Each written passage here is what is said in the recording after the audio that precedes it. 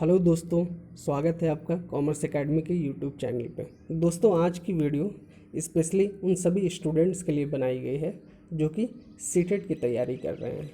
आज के वीडियो में हम लोग सीटेट पेपर 2 से चाइल्ड डेवलपमेंट एंड पेडागोजी के कुछ इम्पॉर्टेंट क्वेश्चन करेंगे जो आपके आने वाले एग्ज़ाम में बहुत ही हेल्पफुल होंगे। तो दोस्तों, चलिए देखते हैं आज का पहला सवाल। आज का जो पहला सवाल है वो है, विकास की प्रक्रिया में जीवन मूल्यों, व्यक्तित्व, व्यवहार इत्यादि के विकास भी सम्मिलित हैं। ऑप्शन नंबर ए, दृष्टिकोणों, स्वभावों, रुचियों, आदतों। तो इसका जो सही आंसर है वो है ये सभी, यानी विकास की प्रक्रिया में जीवन मूल्यों, व्यक्तित्व, व्यवहार इत्यादि के विकास में दृष्टिकोणों, स्वभावों, रुचियों और आदतों सभी की आवश्यकता होती है, सभी उसमें सम्मिलित होते हैं। हम लोग सेकंड क्वेश्चन देखते हैं। जो दूसरा क्वेश्चन है वो है, बाल विकास के अध्ययन में निम्नलिखित में से किन बातों को शामिल किया जाता है। पहला है, आयु के साथ होने वाले परिवर्तनों का क्या स्वरूप होता है। बी है, बालक में होने वाले परिवर्तनों का विशेष आयु के साथ क्या संबंध होता है। सी है, बालकों में पाई जाने वाली व्यक्तिगत भिन्नताओं के लिए किस प्रकार के आनुवंशिक और परिवेश अन्य उत्तरदायी होते हैं। तो हमारे पास जो ऑप्शन है, ऑप्शन नंबर 1 है ए और बी, दूसरा है बी और सी, तीसरा है ए और सी और चौथा है ये सभी। तो इसका जो सही आंसर है वो है ये सभी, ऑप्शन नंबर 4। यानी बाल विकास का जब अध्ययन किया जाता है तो उनमें इन तीनों को शामिल किया जाता है। ठीक है, वो है, आप अपनी कक्षा में चुनकर कुछ छात्रों को 3 महीने में उनमें होने वाले विकास की एक रिपोर्ट तैयार करना चाहते हैं, तो उसके लिए आप निम्न में से क्या चुनेंगे। जैसे आप एक टीचर हैं और आप अपने क्लासरूम में छात्रों के अंतर्गत जो भी 3 महीने में होने वाले विकास हैं और उस विकास के बारे में आप एक रिपोर्ट तैयार करना चाहते हैं, तो आप निम्न में से कौन से विकल्प को चुनेंगे। पहला है, हर माह उसकी लंबाई नापेंगे, दूसरा है हर माह उसका वजन तौलेंगे, तीसरा है हर माह उनकी रुचि, आदतों, दृष्टिकोण, स्वभाव, व्यक्तित्व, व्यवहार आदि में होने वाले परिवर्तनों की जांच करेंगे, चौथा है कि हर माह उनके शारीरिक आकार में होने वाले परिवर्तनों की जांच करेंगे। तो इसका जो सही आंसर है वो है ऑप्शन नंबर 4। यानी किसी भी बच्चे के जब विकास की रिपोर्ट तैयार की जाती है तो उसमें हर माह उनके शारीरिक आकार में होने वाले परिवर्तनों की जांच की जाती है। अगले क्वेश्चन की तरफ बढ़ते हैं। अगला जो सवाल है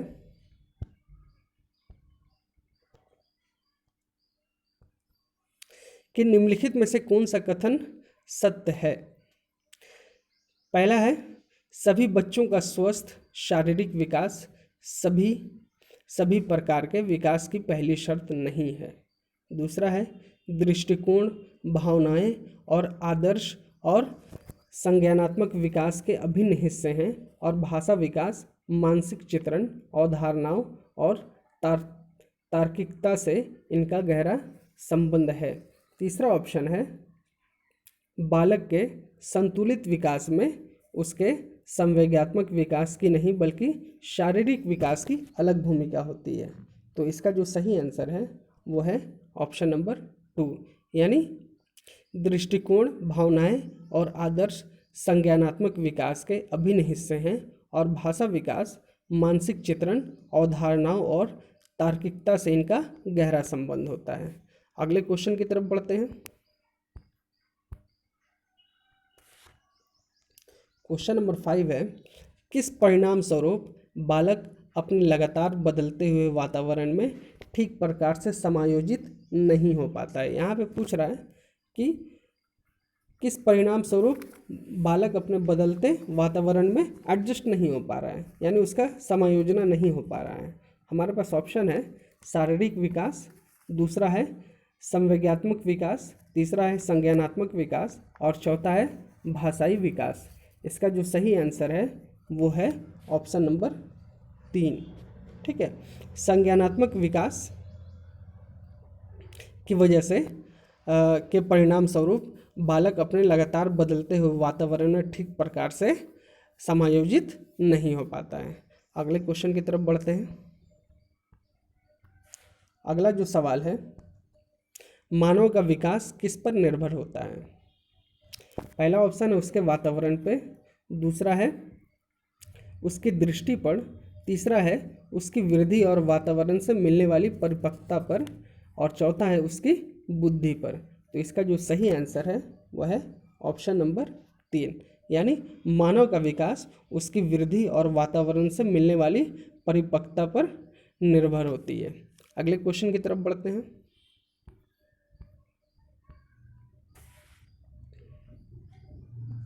क्वेश्चन नंबर 7, सबसे ज़्यादा कौन सा पाठ्यचर्य उपयुक्त होगा? हमारे पास ऑप्शन है देश की सभ्यता संस्कृति के अनुकूल, दूसरा ऑप्शन है बालक के शारीरिक और मानसिक विकास के अनुकूल, तीसरा ऑप्शन है बालक के शारीरिक और सामाजिक विकास के अनुकूल, चौथा ऑप्शन है इनमें से कोई नहीं। तो इसका जो सही आंसर है वो है ऑप्शन नंबर 3, यानी सबसे ज़्यादा जो पाठ्यचर्य उपयुक्त होगा वो पाठ्यचर्य क्या होना चाहिए? बालक के शारीरिक और सामाजिक विकास के अनुकूल होनी चाहिए। अगले क्वेश्चन की तरफ बढ़ते हैं। अगला जो क्वेश्चन है, निम्न में से कौन सा विकास छोटे बच्चों के मानसिक और संज्ञानात्मक विकास के सबसे अधिक उपयोगी होता है? ठीक है, यहाँ पे पूछ रहा है कि छोटे बच्चों के मानसिक और संज्ञानात्मक विकास के सबसे अधिक उपयोगी होता है, यानी कौन सा विकास सबसे अधिक उपयोगी होता है। हमारे पास ऑप्शन है शारीरिक विकास, दूसरा है सामवेगिक विकास, तीसरा है सामाजिक विकास और चौथा है भाषाई विकास। तो इसका जो सही आंसर है वो है ऑप्शन नंबर 1, यानी शारीरिक विकास। यानी छोटे बच्चों के मानसिक और संज्ञानात्मक विकास से सबसे अधिक उपयोगी कौन होता है? शारीरिक विकास होता है। अगले क्वेश्चन की तरफ बढ़ते हैं। अगला जो क्वेश्चन है वह है क्वेश्चन नंबर 9, निम्न में से कौन बालक के सामाजिक विकास को प्रभावित नहीं करता है? यहाँ पे पूछ रहा है कि बालक के सामाजिक विकास को प्रभावित नहीं करता है। ठीक है, चलिए हम लोग ऑप्शन देखते हैं। पहला है तर्क शक्ति, दूसरा है बुद्धि, तीसरा है भाषा प्रयोग की क्षमता और चौथा है इनमें से कोई नहीं। इसका जो सही आंसर है वो है इनमें से कोई नहीं, क्योंकि बालक के सामाजिक विकास को तर्क शक्ति भी प्रभावित करते हैं, बुद्धि भी प्रभावित करते हैं और भाषा प्रयोग की क्षमता भी प्रभावित करते हैं। तो जो सही आंसर है वो इनमें से कोई नहीं है। अगले क्वेश्चन की तरफ बढ़ते हैं।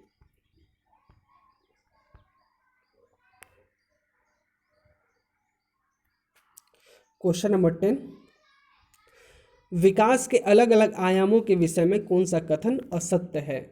यहाँ पे पूछ रहा है कि विकास के जो भी अलग अलग आयाम होते हैं उसके विषय में कौन सा कथन असत्य है, यानी गलत है।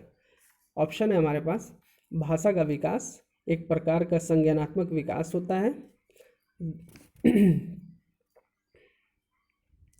बिल्कुल ये सही है। दूसरा है क्रियात्मक विकास, यहाँ पे विकट लिखा गया लेकिन विकास है। क्रियात्मक विकास का अर्थ व्यक्ति की क्रियात्मक शक्तियों, क्षमताओं या योग्यताओं का विकास है, यह भी सही है। तीसरा जो है कल्पना करना, स्मरण करना, विचार करना, निरीक्षण करना, समस्या करना, निर्णय लेना इत्यादि की योग्यता संज्ञानात्मक विकास के फलस्वरूप ही विकसित होती है, ये भी सही है। तो इसका जो आंसर होगा वो 4 हो जाएगा। भाषाई, मानसिक, संज्ञानात्मक, सामाजिक और चारित्रिक विकास अलग अलग आयु स्तरों में समान प्रकार से होती है, ये गलत है। चलिए अगले क्वेश्चन की तरफ बढ़ते हैं।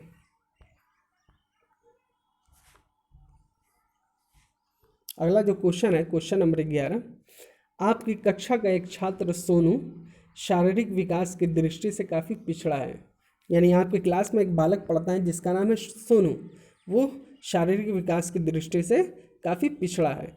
आप विकास के किस आयाम में सोनू के पिछड़ने की चिंता हो सकती है? हमारे पास ऑप्शन है बौद्धिक विकास की, सामाजिक विकास की और संवेगात्मक विकास की। तो सही विकल्प क्या होगा? पहला है सिर्फ ए, दूसरा है सिर्फ बी, तीसरा है ए और सी और चौथा ऑप्शन है इनमें से सभी। तो इसका जो सही आंसर होगा वो है इनमें से सभी। यानी सोनू नाम का जो बालक है, ठीक है, उसका शारीरिक दृष्टि से जो पिछड़ा हुआ है, तो आपको विकास के आयाम में सोनू के पिछड़ने की जो चिंता बौद्धिक विकास की भी होगी, सामाजिक विकास की भी होगी और संवेगात्मक विकास की भी होगी। तो चलिए दोस्तों, चलते हैं अगले क्वेश्चन की तरफ। अगला जो क्वेश्चन है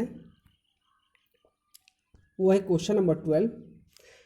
वृद्धि एवं विकास के विषय में निम्न में से कौन सा कथन सत्य है? यानी पूछ रहा है कि वृद्धि और विकास के विषय में निम्न में से कौन सा कथन सत्य है? विकास स्वयं एक विस्तृत अर्थ रखता है, एक वृद्धि इसका एक भाग होता है। अगला जो है ऑप्शन, वृद्धि विकास को प्रक्रिया का एक चरण है, वृद्धि विकास की प्रक्रिया का एक चरण है जिसका क्षेत्र असीमित होता है। तीसरा है कि विकास एक चालू प्रक्रिया है जो बालक के परिपक्व होने के बाद भी बदलती रहती है। ठीक है, अब यहाँ पे इसका जो सही ऑप्शन होगा, अब यहाँ पे कुछ ऑप्शन दिया हो। पहला ऑप्शन है ए, दूसरा ऑप्शन है ए और बी, तीसरा ऑप्शन है बी और सी और चौथा ऑप्शन है ये सभी। तो इसका जो सही आंसर है वो है ऑप्शन नंबर 3 यानी बी और सी, यानी वृद्धि और विकास के विषय में, ठीक है, जो सही कथन है वो कौन है? बी कथन सही है। वृद्धि विकास की प्रक्रिया का एक चरण होता है जिसका क्षेत्र असीमित होता है। और सी ऑप्शन भी सही है, यानी सी कथन भी सही है कि विकास एक चालू प्रक्रिया है जो बालक के परिपक्व होने के बाद भी बदलती रहती है। ठीक है, अगला क्वेश्चन देखते हैं।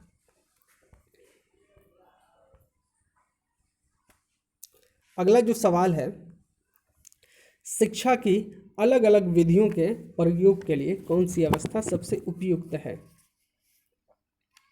हमारे पास ऑप्शन है शैशवावस्था, दूसरा है बालावस्था, तीसरा है किशोरावस्था और चौथा है प्रौढ़ावस्था। तो इसका जो सही आंसर होगा वो है ऑप्शन नंबर 2 यानी बालावस्था। शिक्षण की अलग अलग विधियों के प्रयोग के लिए सबसे जो उपयुक्त अवस्था होती है वो बाल्यावस्था होती है। ठीक है, चलिए अगले क्वेश्चन की तरफ बढ़ते हैं। क्वेश्चन नंबर 14, किस अवस्था में बालकों में नई खोज करने की और घूमने की प्रवृत्ति अधिक बढ़ जाती है?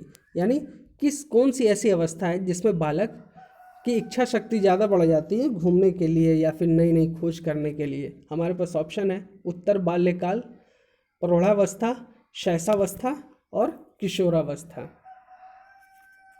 इसका जो सही आंसर है वो है 14 का 1 उत्तर बाल्यकाल। अब जैसे आपको पता ही होगा कि उत्तर बाल्यकाल क्या होता है, अगर नहीं पता है तो मैं बता देता हूँ। 10 से 12 साल की जो अवस्था होती है उसी को उत्तर बाल्यकाल कहा जाता है। ठीक है, चलिए हम लोग अगले क्वेश्चन की तरफ बढ़ते हैं।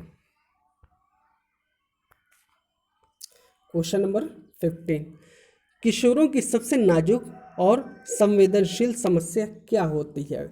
यानी जो किशोर होते हैं, जो टीनेजर्स होते हैं, उनकी सबसे नाजुक और संवेदनशील समस्या क्या होती है? पहला है यौन संबंधी समस्या, दूसरा है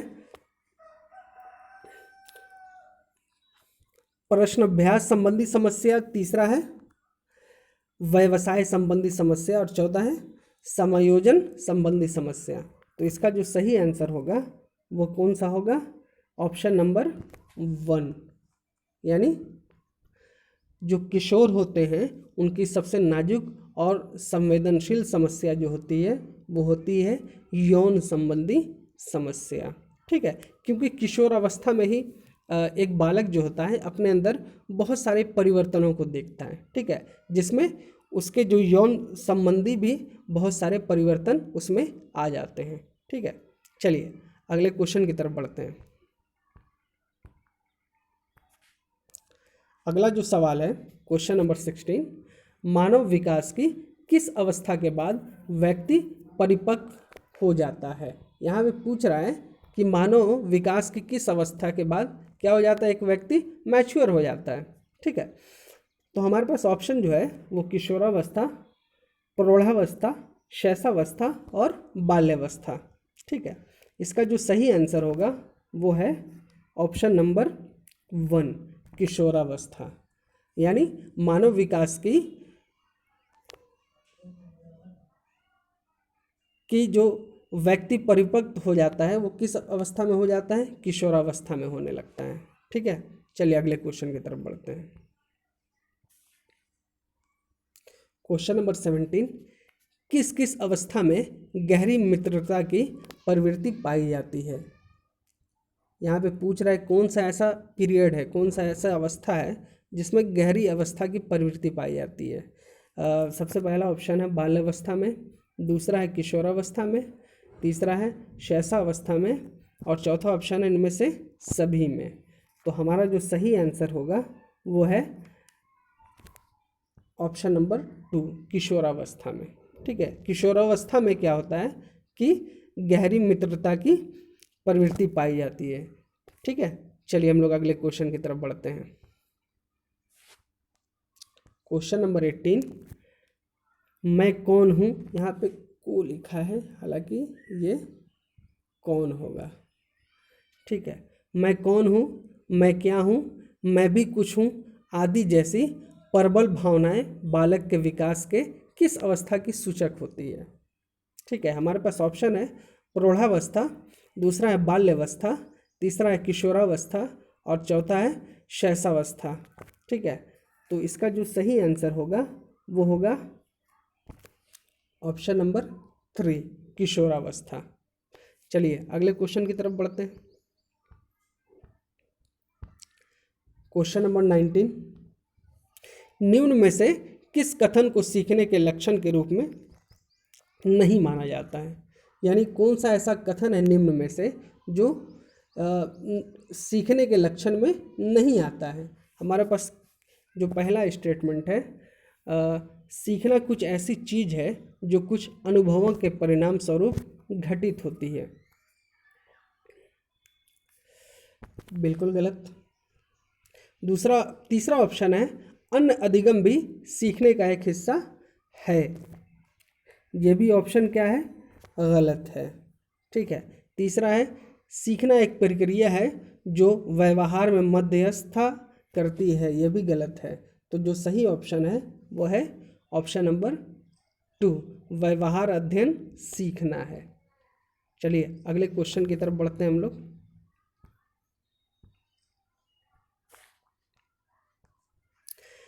क्वेश्चन नंबर 20, अवधारणाओं का विकास मुख्य रूप से, यहाँ पे फिल इन द ब्लैंक्स है, का हिस्सा है। हमारे पास ऑप्शन है बौद्धिक विकास, शारीरिक विकास, सामाजिक विकास और संवेगात्मक विकास। इसका जो सही आंसर होगा वो है ऑप्शन नंबर 1, यानी बौद्धिक विकास। अवधारणाओं का विकास मुख्य रूप से बौद्धिक विकास का हिस्सा है। ये क्वेश्चन जो है जून 2011 में आ चुका है। जून 11 में ये क्वेश्चन आ चुका है। चलिए हम लोग अगले क्वेश्चन की तरफ बढ़ते हैं।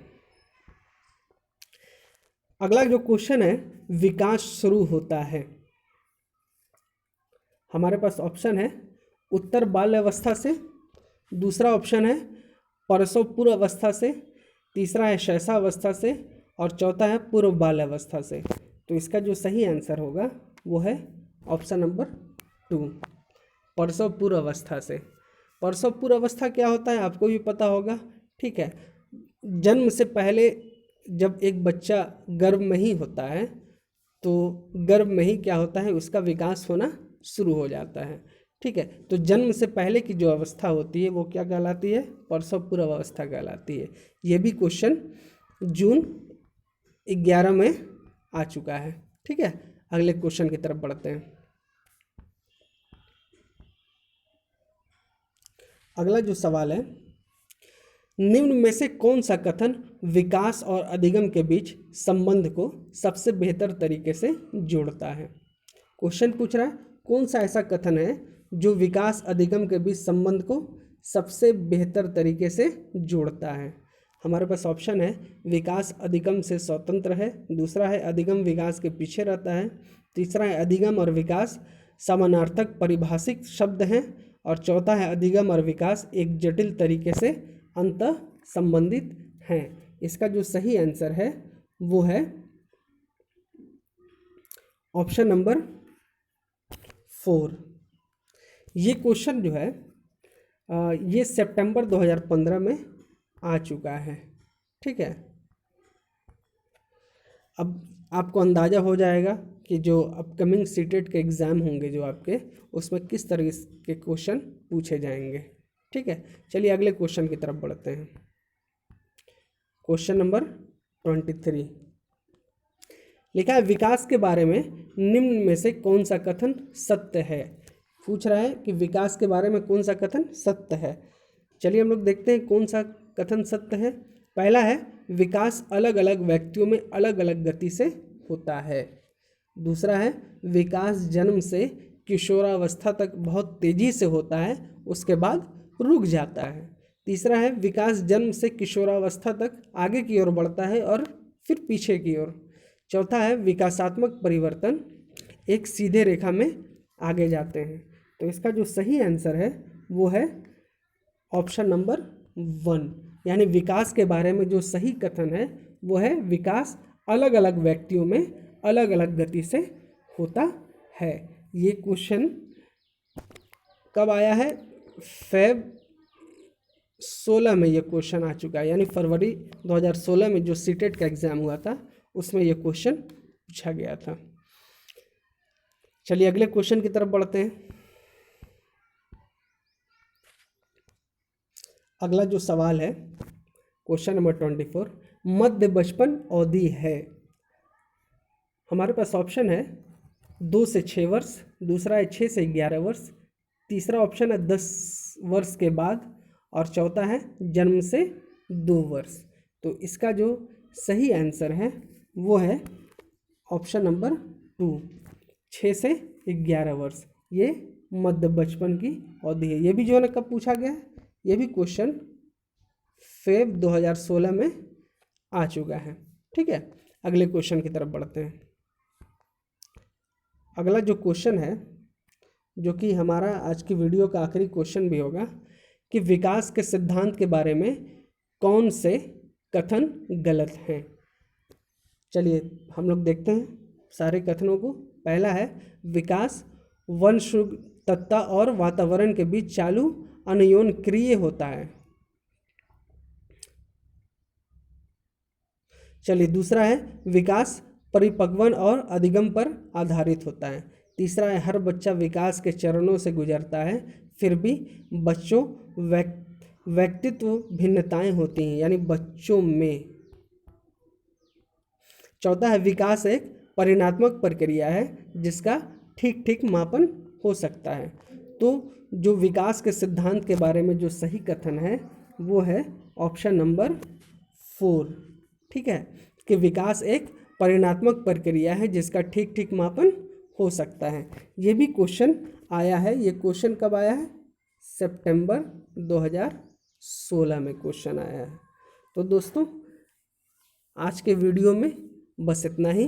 अगर आप चाहते हैं कि और भी आपको आपके एग्ज़ाम से रिलेटेड क्वेश्चन दिए जाएं जो आपके अपकमिंग एग्ज़ाम में बहुत ही हेल्पफुल होंगे, तो आप हमारे चैनल को सब्सक्राइब करें और शेयर करें, और साथ ही साथ बेल आइकन भी दबा दें ताकि जो भी वीडियोज़ मैं अपलोड करूं वो आप तक तुरंत पहुंच सके। धन्यवाद।